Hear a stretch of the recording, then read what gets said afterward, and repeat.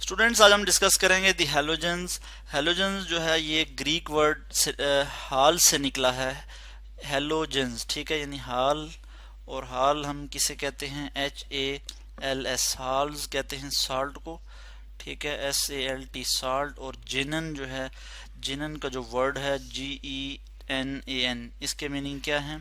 GENNAN, इसके मतलब है कि टू जनरेट और टू फॉर्म, ठीक है जी। तो मैं यहाँ लिख लूँगा टू फॉर्म, यानी ऐसे एलिमेंट्स जो सॉल्ट बनाएं, ठीक है जी, सॉल्ट फार्मर हों, ठीक है, तो उनको हम कहते हैं हैलोजेंस। पीरियोडिक टेबल में अगर हम देखें तो हैलोजेंस जो है ये ग्रुप 17 में पाए जाते हैं, ग्रुप 17 में। या फिर ओल्ड पीरियोडिक टेबल के तहत हम कहते हैं कि ग्रुप 7A में होते हैं। ग्रुप 7A के जो एलिमेंट हैं ये सब के सब क्या हैं? ये हैलोजेंस हैं।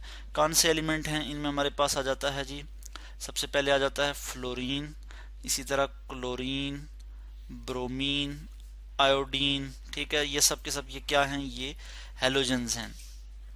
अगर हम इस इनकी बात करें, हैलोजेंस की बात करें, तो हैलोजेंस जो है ये डायटोमिक मॉलिक्यूल होते हैं। ये एग्जिस्ट करते हैं डायटोमिक फॉर्म में, ये डायटोमिक फॉर्म में एग्जिस्ट करते हैं। तो मैं यहाँ लिख लेता हूँ exist in diatomic form. Diatomic form किस तरह से ये डायटोमिक फॉर्म में एग्जिस्ट करते हैं? यानी फ्लोरीन है तो ये F2 की फॉर्म में एग्जिस्ट करेगा, F2, ठीक है। इसी तरह क्लोरीन है तो Cl2, ब्रोमीन है तो Br2, ठीक है, और आयोडीन है तो I2। इस फॉर्म में जो एग्जिस्ट करेंगे तो हम कहते हैं डायटोमिक फॉर्म में ये एग्जिस्ट करते हैं। यानी फ्लोरीन के दो मॉलिक्यूल जो है फ्लोरीन के, दो एटम जो है फ्लोरीन के आपस में कंबाइन हैं। इसी तरह क्लोरीन के दो एटम आपस में कंबाइन हैं ब्रोमीन के, और इसी तरह आयोडीन के। तो ये क्या हैं? ये डायटोमिक फॉर्म में जो है वो एग्जिस्ट करते हैं। इसी तरह से हम बात करते हैं कि हैलोजेंस जो है, अगर हम इनका ग्रुप में अगर हम बात करें तो जो फ्लोरीन है ये पेल येलो कलर की होती है, ठीक है, ये गैस है। फ्लोरीन क्या है? गैस है। और ये कौन सी? पेल येलो कलर की गैस होती है। मैं यहाँ पे लिख लेता हूँ कि ये pale yellow, YELLOW, pale yellow colour की जो है ये गैस होती है, ठीक है। और ये मैं इस तरफ लिख लेता हूँ कि ये क्या है जी? गैस है।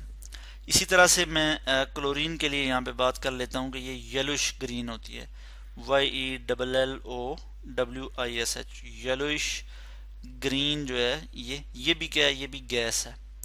और इसी तरह से हम देखते हैं कि जो ब्रोमीन है वो फिर क्या हो जाती है? वो लिक्विड हो जाती है, ब्रोमीन। और इसका कलर क्या होता है जी?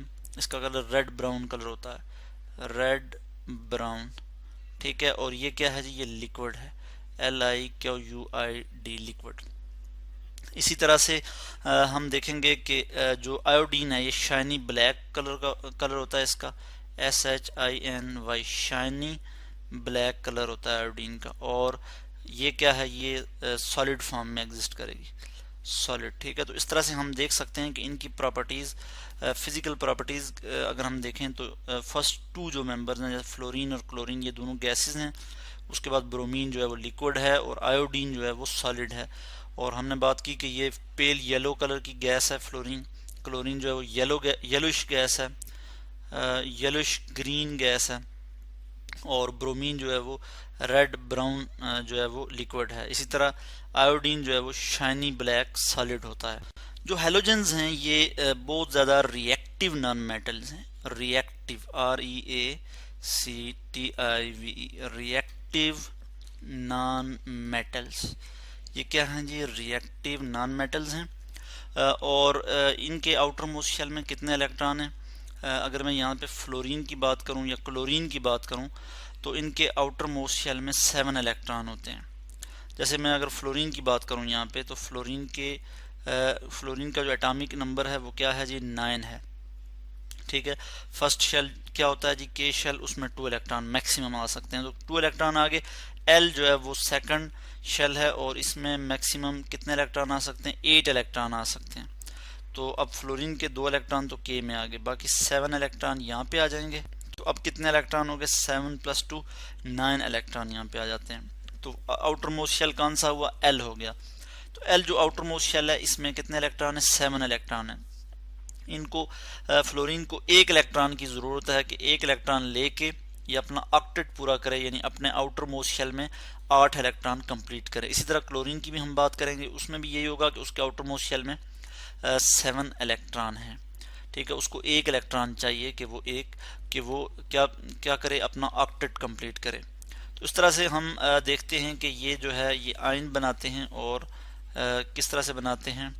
जैसे फ्लोरीन जो है F नेगेटिव 1 इलेक्ट्रॉन लेने के बाद इस पे कौन सा चार्ज आ जाएगा, नेगेटिव। इसी तरह क्लोरीन पे Cl नेगेटिव, ठीक है, Br नेगेटिव। तो इस फॉर्म में जो है ये फॉर्म यानी ये आयन बना लेते हैं जब ये 1 इलेक्ट्रॉन जो है वो ले लेते हैं, तो यानी सिंगल नेगेटिव चार्ज जो है इन पे आ जाता है। इनकी फिजिकल प्रॉपर्टीज तो डिफरेंट हैं, जैसे क्लोरीन गैसेस हैं, ब्रोमीन लिक्विड है, आयोडीन सॉलिड है, लेकिन इनकी जो केमिकल प्रॉपर्टीज हैं वो बहुत ज़्यादा सिमिलर हैं। अगर हम इनके केमिकल प्रॉपर्टीज की बात करें, केमिकल प्रॉपर्टीज, ठीक है, तो केमिकल प्रॉपर्टीज जो है इनकी सेम है। जैसे हमने अभी बात की कि इनके आउटर मोस्ट शेल में 1 इलेक्ट्रॉन की कमी होती है कि ये ऑक्टेट कंप्लीट करें, अपने आउटर मोस्ट शेल में 8 इलेक्ट्रॉन कंप्लीट करें, ठीक है, ताकि ये स्टेबल इलेक्ट्रॉनिक कन्फिगुरेशन अचीव करें। तो इसलिए इनकी जो केमिकल प्रॉपर्टीज हैं वो बहुत सिमिलर होती हैं, very similar, SIMILAR, very similar होती हैं इनकी केमिकल प्रॉपर्टीज।